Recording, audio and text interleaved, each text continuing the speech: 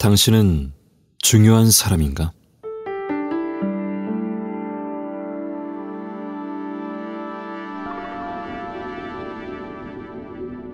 당신의 대답이야 어떻든 간에 실제로 당신은 중요한 사람이다. 당신의 인생은 이 자연에 주어진 단 한 번의 시도이며 다시 없을 단 하나의 점이다. 그래서 당신이란 존재가 더 경이롭고 특별하다. 물론 이 말에 공감하지 못하는 당신은 스스로를 못난 사람, 쓸모없는 인간, 심지어 추악한 존재라 규정지어 놨을지 모른다. 하지만 삶은 매 순간 실수투성이인 나와 수많은 불완전한 내가 모여 온전한 나로 완성되어가는 하나의 이야기이다. 그 이야기 속에 당신이란 사람이 있다. 다른 사람은 몰라도 당신만은 당신의 이야기를 진지하게 들여다봐야 한다.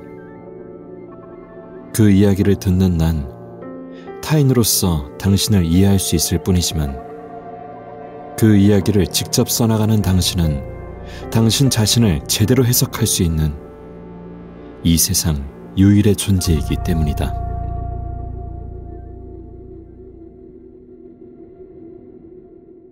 그럼 내 이야기를 어디서부터 하면 좋을까?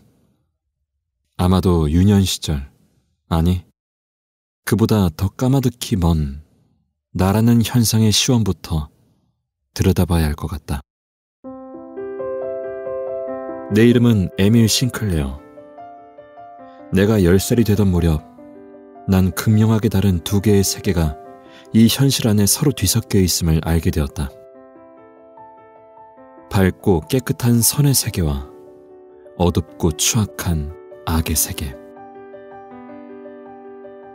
독실한 기독교 집안에서 태어난 난 내가 언제나 선의 세계에 머물며 올바른 주체로 성장해 나갈 거라 의심치 않았다. 하지만 우연히 옆 학교 불량 학생들과 어울리면서부터 내 삶은 악으로 물들기 시작했다. 그 무리의 대장은 프란츠 크로모라는 13살의 유급생이었다. 이새로 침을 뱉어가며 온갖 나쁜 짓을 일삼는 크로모는 아이들 사이에서 그 위세가 대단했다. 아이들은 저마다 크로모의 인정을 받으려 애를 썼다. 그들은 크로모 앞에서 온갖 허풍을 섞어가며 자기가 저지른 나쁜 짓들을 큰 목소리로 자랑했다. 크로모는 흡족해했다. 나도 질 수 없었다. 난 변두리 과수원에서 사과를 훔쳤어. 너희도 알지? 거기 사과가 얼마나 비싸고 맛있는지.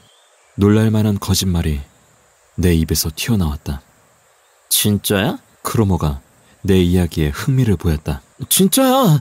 사과 훔칠 자료도 충분히 준비하고 망보는 녀석도 미리 나무 위에 배치시켜 놓았어. 내 작전 어때? 완벽하지? 실제 일어나지도 않은 일을 지어낸 난 어느새 무리 중 최악의 악당이 되어 있었다. 크로모는 의심스러워했다. 너 지금 한 말 신께 맹세할 수 있어? 크로모가 신까지 들먹이며 캐물었다. 꺼림칙했으나 여기서 물러설 수는 없었다. 당연하지. 신께 맹세해. 내가 이렇게까지 나오자 크로모도 그럭저럭 납득하는 눈치였다.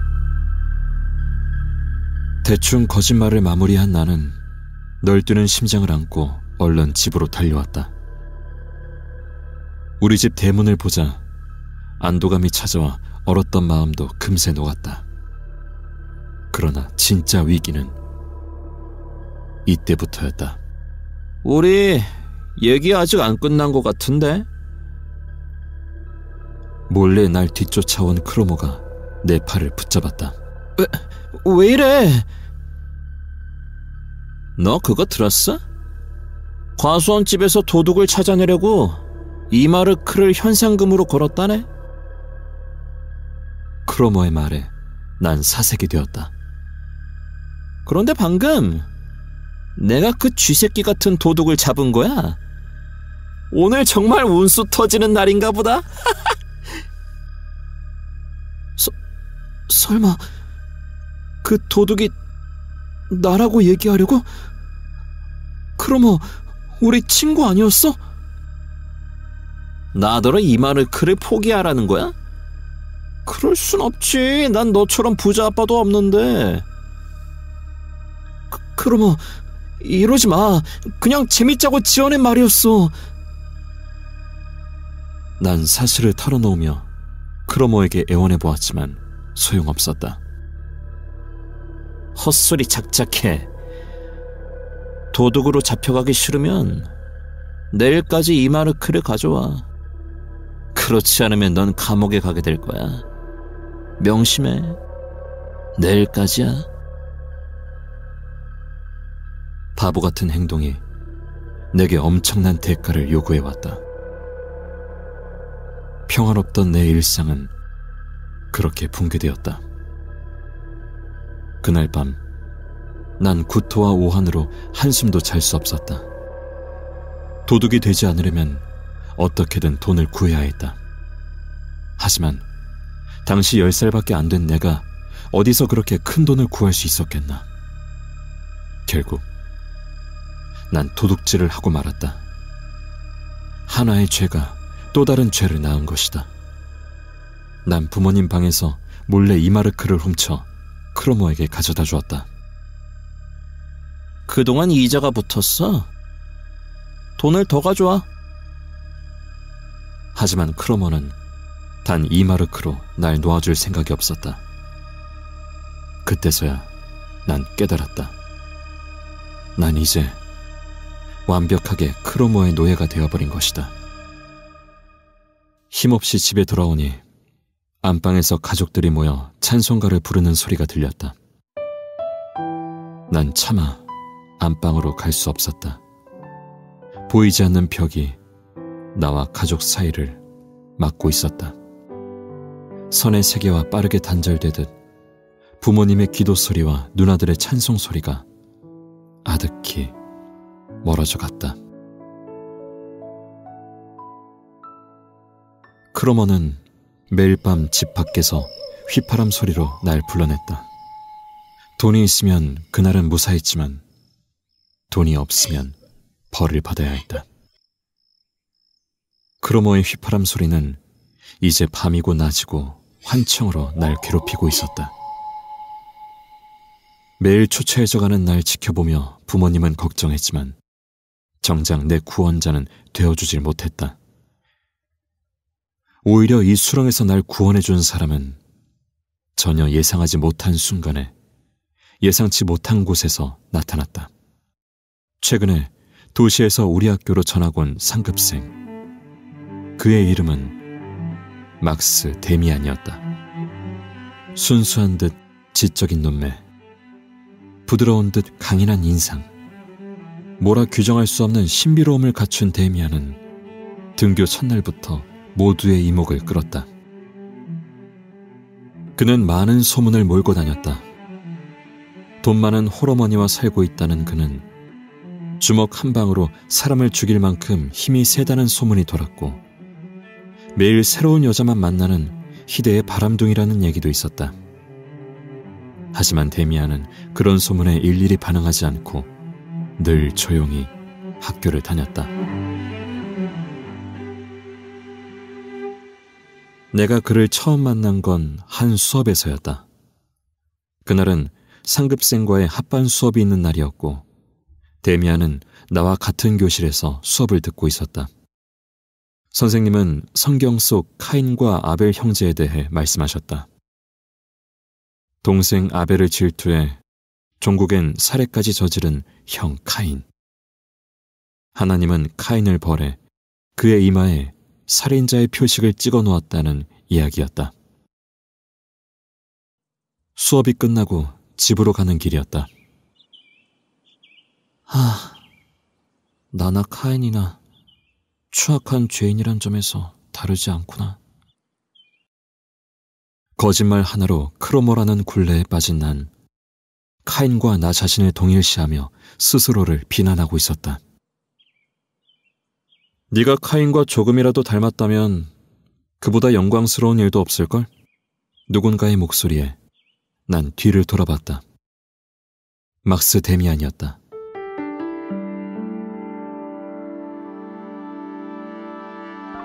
낯선 사람에게 준비도 없이 속마음을 들킨 것 같아 난 얼른 뒷걸음질 쳤다. 데미안은 호기심 가득한 얼굴로 내게 다가왔다. 우리가 알고 있는 것과 달리 카인은 사실 악인이 아니었을지도 몰라. 어쩌면 카인이 너무 위대하고 두려워서 당시 사람들이 꾸며낸 이야기일 수도 있어. 인류 최초의 살인자 카인이 위대했을 거라니. 성경에 정면 도전하는 이런 불경스러운 말이 또 어디 있는가? 그럼 성경이 거짓말이라도 한다는 거야? 내가 반발한 듯 물었다. 역사적 기록은 언제든 왜곡될 수 있다는 말을 하는 거야. 지금 살아있는 사람들 중에 당시 일을 실제 목격한 사람은 없잖아. 지성을 갖춘 인간이라면 전해져 내려오는 이야기를 고지곳대로 믿어서는 안 돼. 데미안과의 첫 대화는 이렇듯 파격적이었다. 그의 말은 내 어린 영혼에 뚜렷한 파문을 일으켰다.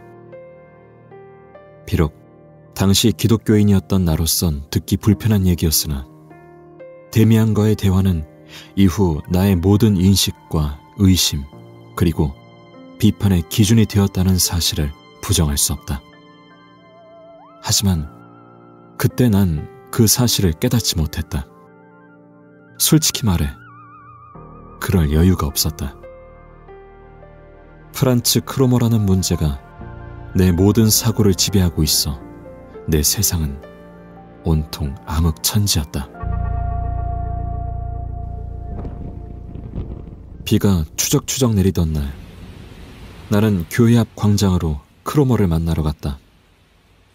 그날은 크로모에게 줄 돈을 마련하지 못해 죽을 만큼 두려운 날이었다. 빗속 추위 때문인지 아니면 크로모라는 공포 때문인지 내 작은 몸이 덜덜 떨고 있었다. 오늘은 돈을 못 구했어. 대신 과자를 가져왔어. 내가 건넨 과자를 물끄러미 바라보는 크로모의 눈빛이 심상치 않았다. 나는 선고를 앞둔 사형수처럼 고개를 숙였다. 괜찮아. 돈은 이제 됐어. 그런데 크로모가 날 벌주지 않았다. 거대한 벽처럼 선 그가 날 섬뜩하게 내려다보았다. 대신 말이야. 그 대신이란 말의 무게는 엄청났다. 너희 큰 누나를 나한테 데려와. 그는 요구하지 말아야 할 것을 요구했다. 누나를 입에 올리는 크로모의 눈빛이 더러운 탐욕으로 꿈틀댔다. 누나를 왜 데려오라는 거야? 어떻게 데려오라는 거야? 그게 말이 돼? 내 목소리엔 분노와 애원이 동시에 담겨 있었다. 그건 네가 생각해야지. 내일까지 못 데려오면 각오해라. 그땐 내가 널 어떻게 할지 나도 몰라. 짊어질 수 없는 바위처럼 절망이 날 잔인하게 짓눌렀다. 뾰족한 수가 없어 무작정 도망치기 시작했다. 가능한 크로모에게서 멀리 벗어나고 싶었다. 한참을 정신없이 달리고 있을 때 누군가 급히 내 어깨를 잡아세웠다. 난 소스라치게 놀라 비명을 지르고 말았다. 그러나 그는 크로모가 아니었다. 왜 그렇게 놀라? 무슨 일이 있었어? 막스 데미안이었다. 난 말없이 겁에 질려 있었다. 데미안의 깊은 두 눈이 날 뚫어지게 응시했다. 내 모든 치부가 드러난 것 같아 난 고개를 돌려 그의 눈을 피했다. 그러자 데미안이 긴 손가락으로 내 턱을 잡아 자신과 눈을 맞추게 했다. 지금 널 두렵게 하는 게 방금 그 애니? 차분한 목소리로 데미안이 물었다. 그 신비로운 눈빛에 압도된 난 차마 거짓말을 할 수 없어 조용히 고개만 끄덕였다. 좋아. 그럼 그 애 이름은 뭐지? 프란츠 크로머. 알겠어. 데미안은 그제야 날 놓아주었다. 그리곤 말없이 돌아서 빗속으로 사라졌다.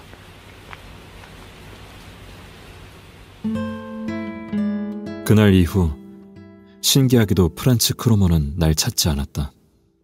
아니, 오히려 그 반대였다. 크로머는 의도적으로 날 피해 다녔다. 난 데미안을 찾아가 어떻게 된 일인지 물었다. 혹시 크로머를 때렸어?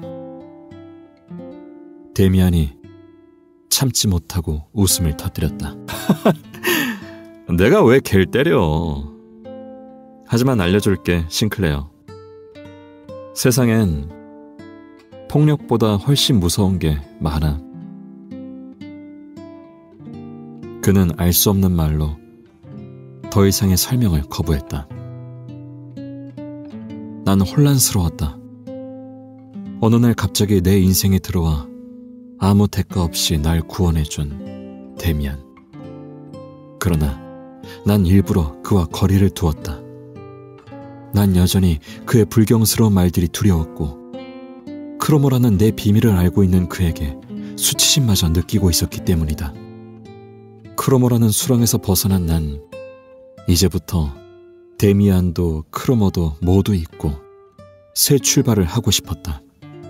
난 다시 가족들이 있는 빛의 세계로 돌아가고자 노력했다. 열심히 교회에 다니고 성경 공부도 열심히 했다. 부모님은 기뻐하셨다.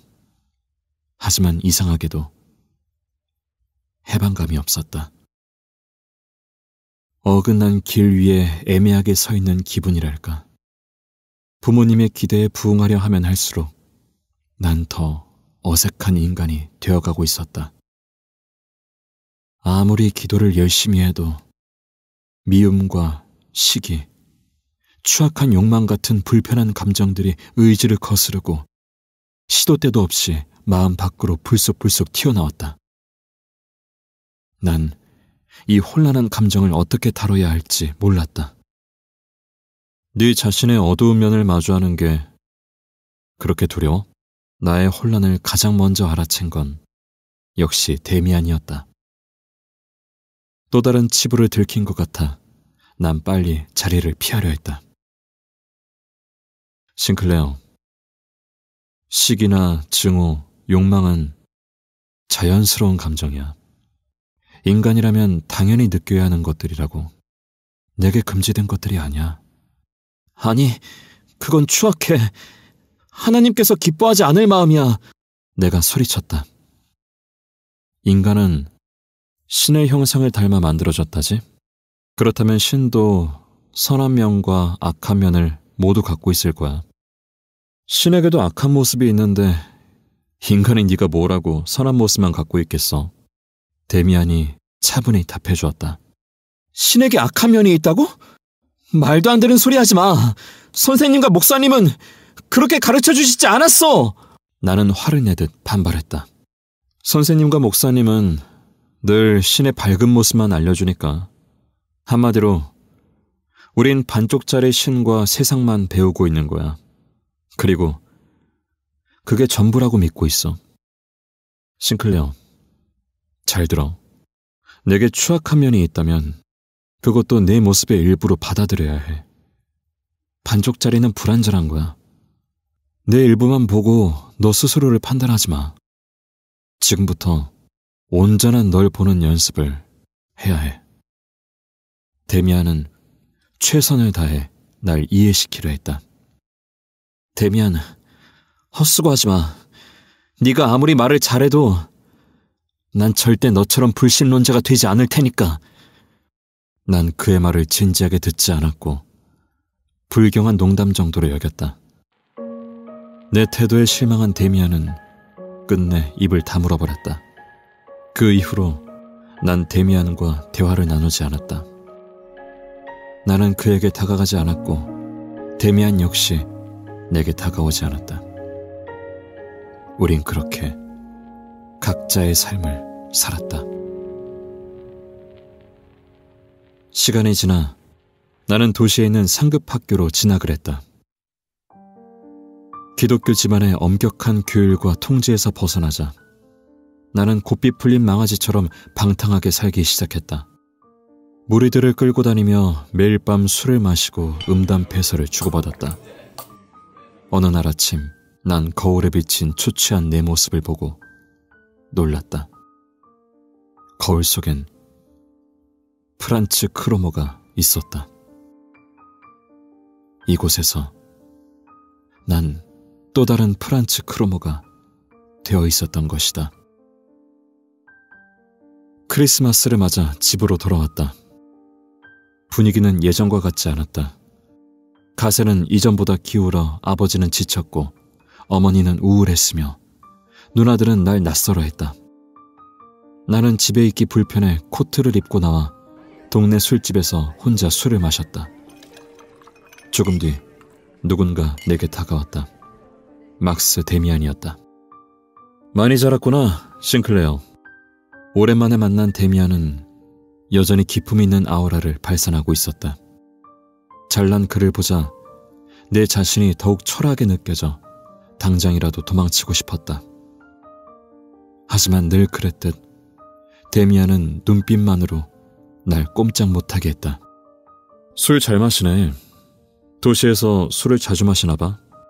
이 집 말고 나 같은 놈이 할 줄 아는 게 있어야지. 못난 마음이 울컥 솟아 난 괜한 심술을 부렸다. 널 비난하려고 꺼낸 말이 아니야. 네가 술을 마시는 데는 나름 이유가 있겠지. 데미안은 일단 내 저기를 달랬다. 일침은 그 다음이었다. 뭐 때문에 방황하는지는 모르지만 그래도 최소한 너 자신은 그 이유를 알아야 하지 않겠어? 자신이 뭘 원하는지 스스로 묻지 않으면 방황은 끝나지 않으니까. 데미안의 지적은 정확했다. 난 여태껏 내가 왜 방황하는지도 모른 채 스스로를 괴롭히고 있었고 그 이유도 알고 싶어 하지 않았다. 데미안이 떠난 뒤에도 난 한참을 얼간이처럼 그 자리에 앉아 있었다. 그때부턴 술 한 잔 제대로 목으로 넘길 수 없었다. 데미안 때문이었을까? 학교로 돌아온 난 방탕한 생활이 지겨워졌다. 그러나 혼자서는 이 방황을 끝낼 수 없을 것 같았다. 누군가 동경할 사람이 있다면 취하지 않아도 괴롭지 않을 것만 같았다. 난 술자리를 거부하고 무작정 거리를 걸었다. 그리고 동경할 대상을 찾아 주변을 두리번거렸다. 그때 한 여자가 내 눈에 들어왔다. 근처 학교에 다니는 한 여학생이었는데 그녀는 아름다웠고 강해 보였다. 그래, 저 여자를 사랑해보자. 난 되도 않는 마음을 먹었다. 하지만 그렇다고 그녀에게 바로 다가갈 수는 없었다. 지금의 이 추악한 모습으로 그녀에게 말을 걸 용기가 나지 않았다. 이후 난 방탕한 생활에 과감히 종지부를 찍었다. 당장 술을 끊고 운동을 시작했으며 열심히 공부에 매진했다. 사랑에 빠졌다던 단테도 나와 같은 마음이었을까? 이름을 알 수 없는 그녀를 난 단테의 마음을 빼앗은 여인의 이름을 따 베아트리체라 부르기로 했다. 난 달라지려 노력했다. 나의 베아트리체에게 다가가려면 더 나은 남자가 되어야 했다. 오래지 않아 바닥을 기던 내 성적은 점점 상위권으로 상승하기 시작했다. 문지하에서 모범생으로 대변신한 내 모습에 학생들도 교사들도 모두 놀라워했다. 이제야 베아트리체에게 가까이 다가선 느낌이었다. 고백하기로 마음먹은 날 밤, 나는 베아트리체를 빨리 보고 싶다는 열망을 이기지 못하고 캔버스 앞에 앉아 그녀의 얼굴을 그리기 시작했다. 그런데 열심히 그림을 완성한 나는 그만 붓을 놓아버리고 말았다. 내가 그리운 마음을 담아 그린 사람의 얼굴은 베아트리체가 아니었다. 그건 놀랍게도 데미안의 얼굴이었다. 내가 동경하는 사람이 베아트리체가 아닌 데미안이었다고? 혼란스러웠다. 나는 침대로 가 몸을 웅크리고 누웠다. 그대로 잠들어버린 난 알 수 없는 꿈을 꾸었다.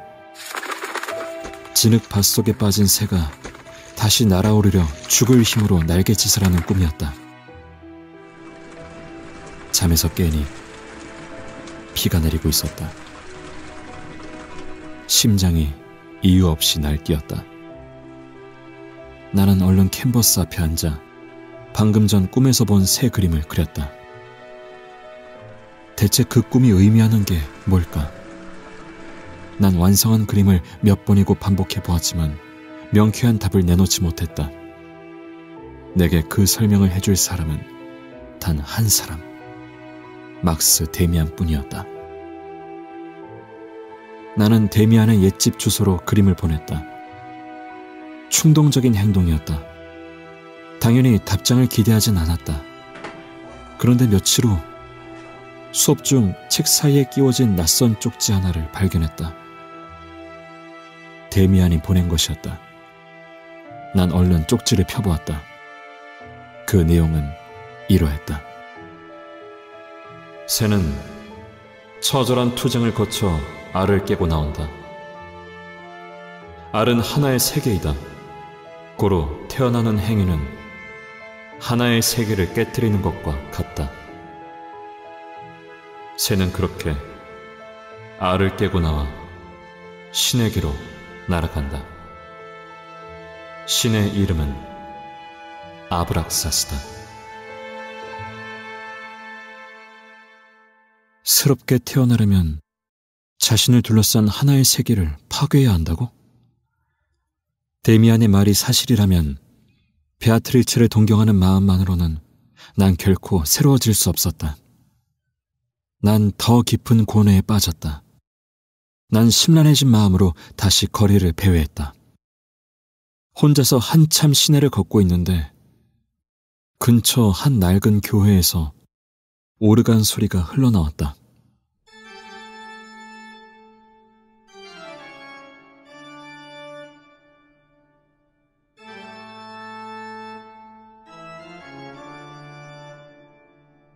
난 무심코 걸음을 멈췄다. 바흐의 음악을 연주하는 그 오르간 소리는 경건하면서도 세속적이었고 힘차면서도 고뇌했다.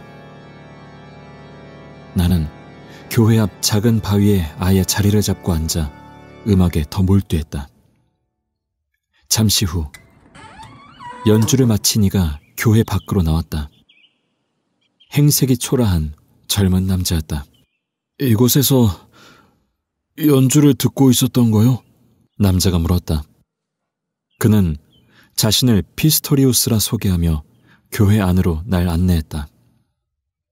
그는 이 교회 목사의 아들로 자신 역시 신학생이라 했다.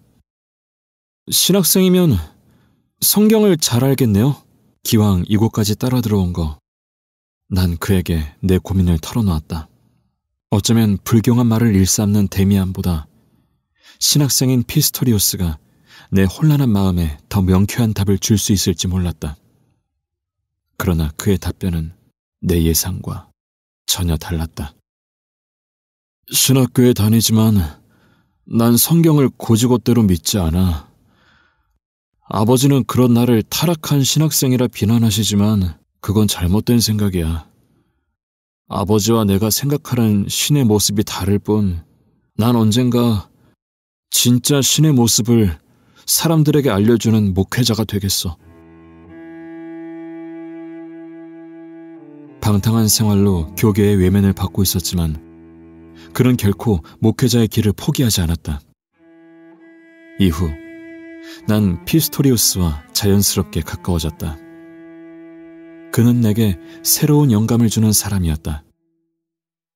데미안이 나에게 있어 닿고 싶은 목표였다면 피스토리우스는 그 목표를 향해 나아갈 방향을 알려주는 나침반 같은 존재였다. 한참을 망설이던 난 꿈에서 본 새 그림을 꺼내 그에게 보여주었다. 피스토리우스는 그림을 유심히 보았다. 난 그에게 그림의 취지를 설명하고 얼마 전 데미안에게서 받은 쪽지도 보여주었다. 피스토리우스는 놀라워했다. 아브락사스를 알다니, 데미안이란 그 친구는 신의 모습을 제대로 이해하고 있군. 피스토리우스는 데미안을 지켜세웠다. 아브락사스는 선과 악을 모두 갖고 있는 고대 신이지 인간도 마찬가지일세. 밝은 면과 어두운 면, 그 두 가지 성격이 양날개가 되어 사람을 날아오르게 하는 거야. 자기 내면에 있는 선과 악, 그 어느 한쪽을 외면해서는 절대 날 수 없어. 그가 내 양 어깨를 잡고 목소리를 높였다.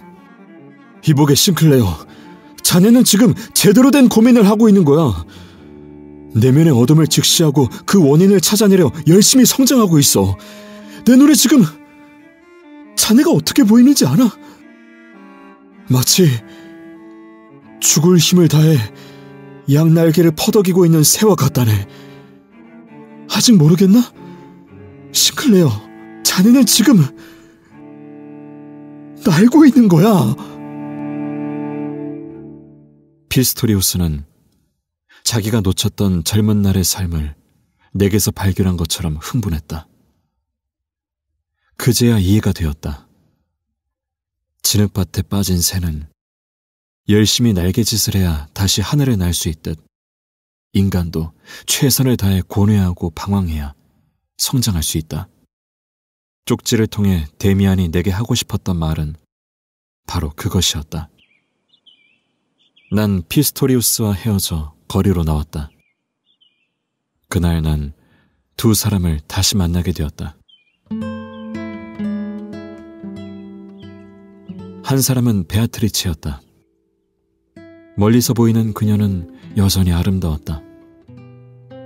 그러나 내 심장은 뛰지 않았다.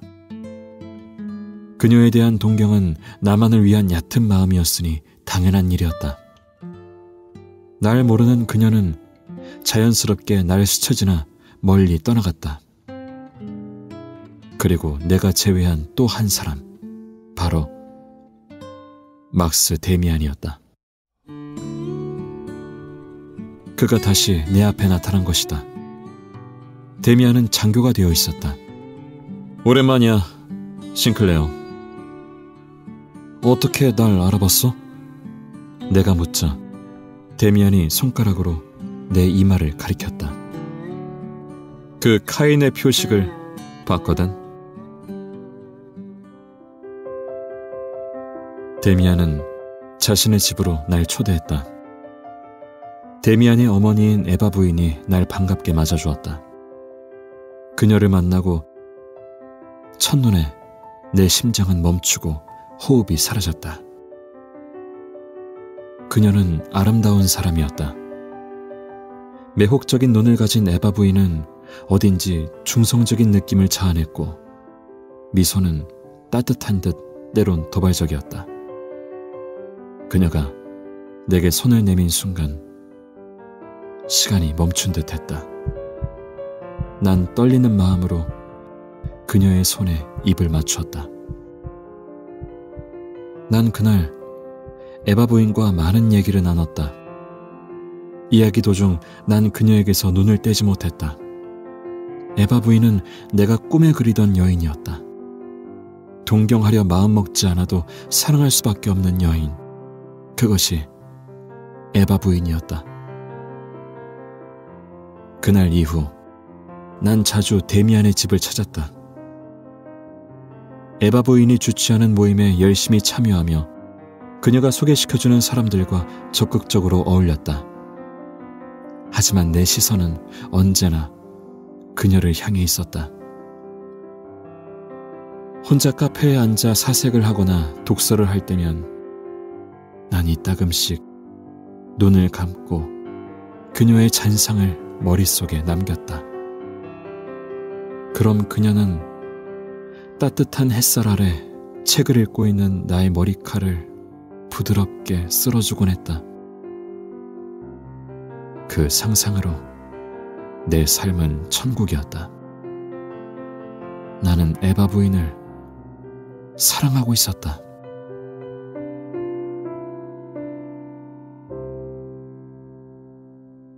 하지만 이 사실을 안다면 데미안이 어떻게 받아들일까? 난 에바 부인에게 마음을 고백하기 전 먼저 데미안을 만나기로 했다. 어느 날 굳은 저녁, 난 데미안을 찾아갔다. 비를 머금은 검은 구름 사이로 무지막지한 청둥이 번쩍였다. 난 눈을 비비고 다시 하늘을 쳐다보았다. 조금 전 번개가 쳤을 때 마치 구름 사이로 내가 한 마리 날아오르는 것처럼 보였기 때문이다. 세상이 스스로 변화하려고 하고 있어.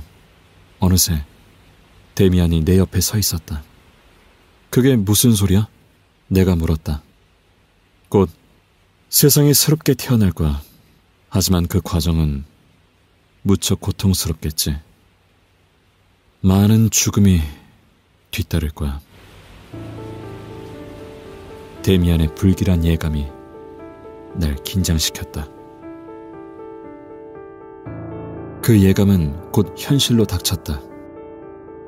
그동안 줄곧 긴장 상태였던 독일과 러시아 사이에 결국 전쟁이 터지고 만 것이다. 장교인 데미안은 먼저 전선으로 떠났고 나 역시 군에 입대했다. 젊은이들은 서로를 형제라 부르며 뜨거운 애국심으로 기꺼이 목숨을 바쳤다. 하지만 난 이 전쟁에 관심이 없었다. 정신없는 포화 속에서도 난 늘 에바 부인을 그리워했고 데미안을 그리워했다. 전쟁은 아무 소득 없이 길어져만 갔다. 의미 없이 반복되는 승전과 패전 사이에서 부대의 전의는 예전 같지 않았고 병사들은 지쳐 있었다. 어느 새벽 점령지에서 보초를 서던 날이었다. 난 어둠 속에서 에바 부인을 생각했다. 그런데 어쩐지 그날은 그녀의 얼굴이 기억나지 않았다. 순간 저 어두운 하늘 너머로 한 여인의 얼굴이 떠올랐다. 난 눈을 부비고 다시 보았다. 여인의 이마에서 이내 어떤 표식이 생겨 밝게 타오르기 시작했다. 난 얼빠진 얼굴로 그 표식을 쳐다보았다. 뜨겁게 달아오른 표식이 갑자기 엄청난 불꽃으로 터졌고 수백 개의 별 조각으로 분해되어 사방으로 흩어졌다. 그 별 하나가 전속력으로 내게 날아왔다. 난 피하지 않았다.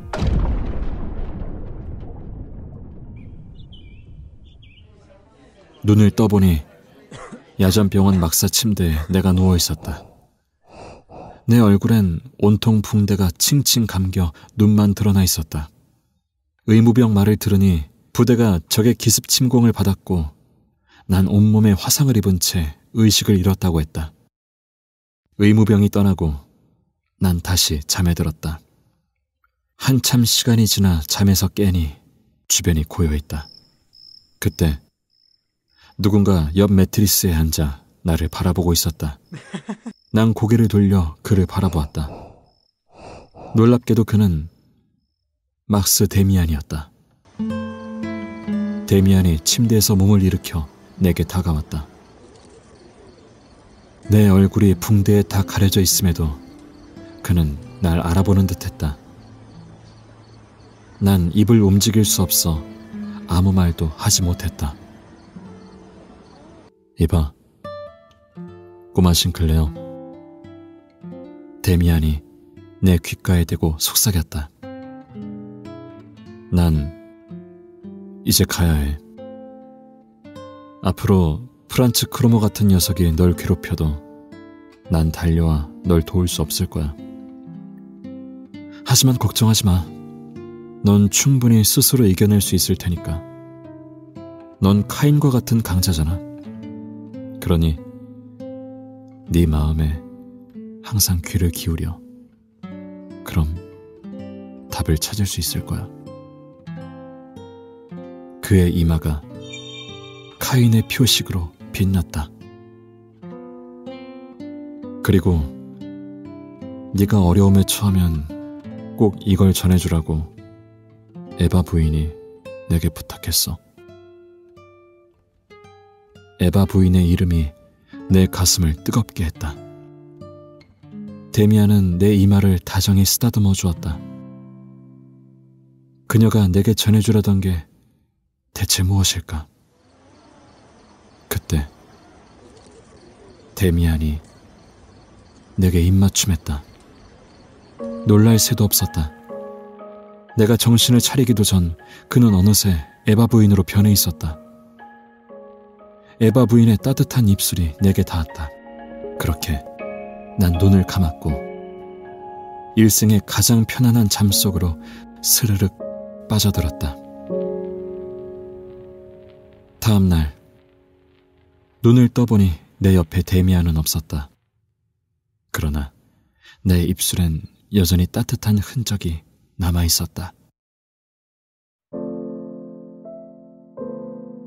난 지금도 삶이 혼란하거나 마음에 알 수 없는 두려움이 몰려올 때면 그를 떠올린다. 내가 동경하고 닮고 싶었던 내 삶의 인도자, 나의 영웅, 데미안. 난 그의 조언에 따라 내 마음에 더욱 귀 기울이기 시작했다. 내가 겪는 시행착오와 실수, 내 안의 어리석음과 추악함을 피하지 않고 마주하려 노력했다. 그리고 알게 되었다. 내 안의 어둡고 부끄러운 모습들은 나의 일부분일 뿐 전부가 아니란 사실을. 그것들은 내게 없어서는 안 될 감정이며 오히려 내 성장의 밑거름이 되어준다는 사실을 데미안을 만나 비로소 깨닫게 되었다. 어느새 난 스스로를 경멸하지 않게 되었다. 전쟁이 끝나가던 무렵 부상에서 완쾌된 나는 거울 앞에서 천천히 붕대를 풀었다. 감격스럽기도 하고 슬프기도 한 어떤 오묘한 감정이 가슴에 벅차올랐다. 거울 속 내 얼굴은 너무나 낯설고 또 너무나 익숙했다. 내 얼굴은 바로 데미안이었다.